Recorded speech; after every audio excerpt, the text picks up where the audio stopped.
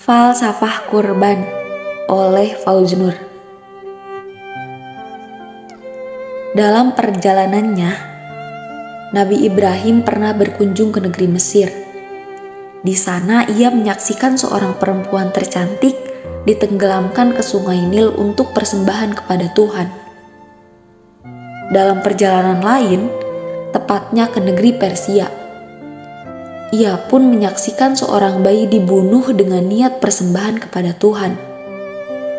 Pikirannya berontak dan ia berujar, manusia terlalu mahal untuk dipersembahkan kepada Tuhan. Melalui mimpi, Tuhan menolak pemikiran Ibrahim. Sembelihlah anakmu, wahai Ibrahim.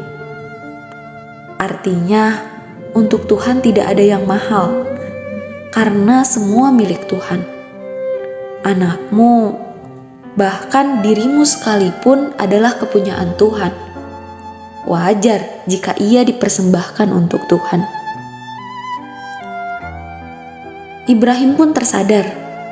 Ia berkata kepada Ismail yang sudah mulai remaja, "Wahai anakku, aku melihat dalam mimpiku bahwa aku menyembelihmu. Maka pikirkanlah apa pendapatmu." Kala itu Ismail yang mewarisi keteguhan hati bapaknya menjawab, "Wahai bapakku, tunaikanlah apa yang diperintahkan kepadamu, dan insya Allah engkau akan dapati aku termasuk orang-orang yang sabar."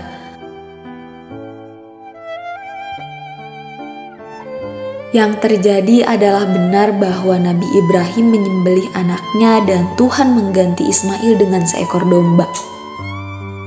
Heroik kisah ini mendalam hikmah di dalamnya. Artinya, benar bahwa apapun persembahan untuk Tuhan adalah wajar, sekalipun anak harus dibunuh. Hanya saja Tuhan enggan manusia melukai atau membunuh manusia lain. Itu sebabnya Ismail digantinya dengan Gibas. Milah Ibrahim mengajarkan, janganlah mengorbankan manusia sekalipun engkau niatkan sebagai persembahan untuk Tuhan. Bisa dibayangkan kiranya kita ini menjegal kawan, menghantam lawan, mengorbankan manusia lain hanya demi kepentingan sendiri. Mengorbankan manusia demi persembahan untuk Tuhan saja diharamkan, apalagi demi kepentingan nafsu pribadi. Astagfirullahaladzim. Itu sebabnya dalam surat Al-Maidah ayat 32 kita membaca, barang siapa membunuh seorang manusia tanpa hak dan berbuat kerusakan di muka bumi, maka ia seakan-akan telah membunuh semua manusia. Kisah Ibrahim memberi hikmah akan kemuliaan manusia. Dan suatu ketika, Nabi Muhammad berkata kepada Ka'bah, "Sungguh mulia engkau, wahai Ka'bah, tetapi di depan Allah lebih mulia manusia ketimbang engkau." Manusia lebih mulia ketimbang Ka'bah, karena manusia adalah 100% kreasi atau ciptaan Tuhan tanpa ada peranan siapapun selainnya.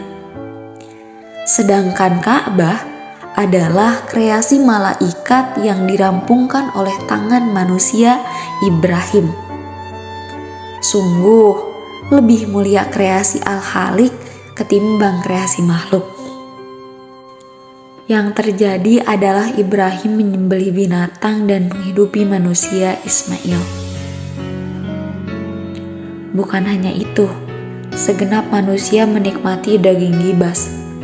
Artinya, jika ingin menghidupi manusia, maka yang harus dilakukan adalah menyembelih kebinatangan dalam diri. Seketika itu juga ketika kita sanggup menyembelih kebinatangan dalam diri kita, maka ketika itu juga kita menghidupi manusia. Dan yang demikian inilah yang disebut kurban.